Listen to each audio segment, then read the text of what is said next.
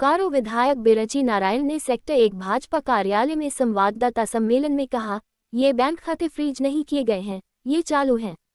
कांग्रेस इन खातों में पैसा जमा कर सकती है और निकाल भी सकती है, सिवाय उन 125 करोड़ रुपए के जिन्हें आयकर विभाग ने बकाया भुगतान न करने के कारण आयकर नियमों के अनुसार अटैच कर लिया है।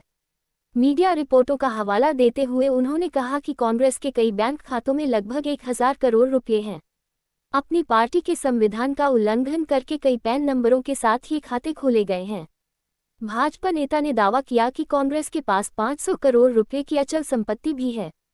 भाजपा प्रवक्ता ने कहा कि नियमानुसार 135 करोड़ रुपए का बकाया नहीं चुकाने पर आयकर विभाग ने कांग्रेस के 3-4 बैंक खाते अटैच कर लिए हैं।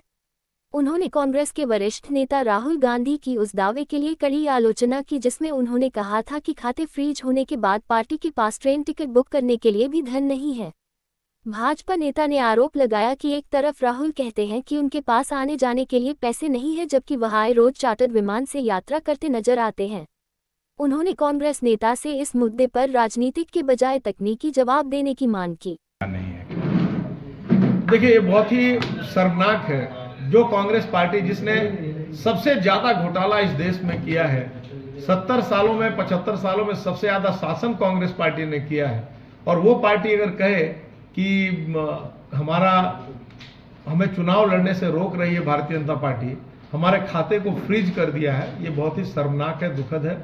मैं साफ साफ आपके चैनल के माध्यम से, प्रिंट मीडिया के माध्यम से, आप मित्रों के माध्यम से बोकारो और झारखंड की जनता को यह बताना चाहता हूं कि इनकम टैक्स ने जो खाता सीज किया है वो कांग्रेस के खाता को सीज नहीं किया है।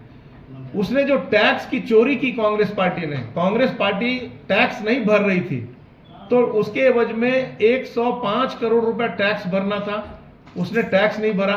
तो जब टैक्स नहीं भरा तो उस पर ब्याज लगने लग गया, तो ब्याज लगकर 135 करोड़ की राशि हो गई। तो कांग्रेस के जो खजाने हैं, मीडिया रिपोर्ट्स के अनुसार लगभग 1000 करोड़ रुपया उसके पास है, उसके खजाने में है। तो सिर्फ 135 करोड़ को फ्रीज किया गया, 115 करोड़ को क्षमा करें, 115 करोड़ को इनकम टैक्स डिपार्टमेंट ने फ्रीज किया है, न कि उसके पूरे अकाउंट को फ्रीज किया है। तो ये बार बार झूठ बोलती है, देश की जनता को गुमराह करती है, ठगती है। इसने कोयला घोटाला किया, 2G स्पेक्ट्रम घोटाला किया, इसने कॉमनवेल्थ घोटाला किया, इसने ए से लेकर जेड तक घोटाला किया। तभी नरेंद्र मोदी जी का उदय हुआ। अगर कांग्रेस ईमानदार रहती, झूठ नहीं बोलती, फरेब नहीं करती, अगर कांग्रेस इस प्रकार का हरकत नहीं करती तो नरेंद्र भाई मोदी जी का उदय ही नहीं होता। इसलिए कांग्रेस जो भी बोल रही है झूठ बोल रही है, और देश की जनता से कांग्रेस के बहकावे में आने वाली भी नहीं। इलेक्टोरल बॉन्ड का मुद्दा उठा रही है। आज देखिए जो कांग्रेस, मैं साफ साफ कह रहा हूं कि अगर भ्रष्टाचार कांग्रेस नहीं करती तो मोदी जी आते ही नहीं। कांग्रेस अगर भ्रष्टाचार नहीं करती तो मोदी जी नहीं आते। मोदी जी आए ही हैं। जितने ये कांग्रेसी चोर डकैत लुटेरे, ये आरजेडी के चोर डकैत लुटेरे, जेएमएम के चोर डकैत लुटेरे, आप पार्टी के चोर डकैत लुटेरे, या देश के किसी भी पार्टी के चोर डकैत लुटेरे जो हैं, वो अगर चाहते हैं, उनको ऐसा लगता है कि प्रधानमंत्री मोदी के रहते इस देश के जो आम गरीब व्यक्ति हैं उनके अधिकार को लूटने का काम करेगा, तो मोदी वो लूटने नहीं देंगे। उनके हलक में उंगली डालकर और मोदी जी निकालने का काम करेंगे।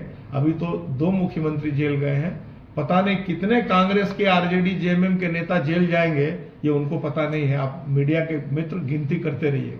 वो कह रहे हैं कि पूरे भाजपा में कई नेता ऐसे हैं जो कांग्रेस से हैं और कई भ्रष्टाचारी हैं, तो उन पे क्या कार्रवाई होगी? जो भी भ्रष्टाचारी है वो चाहे किसी भी दल में हो, मेरा साफ साफ कहना, भारतीय जनता पार्टी का साफ साफ कहना, जो भ्रष्टाचारी है कानून अपना काम करेगा और कानून के हिसाब से सबको सजा मिलनी चाहिए।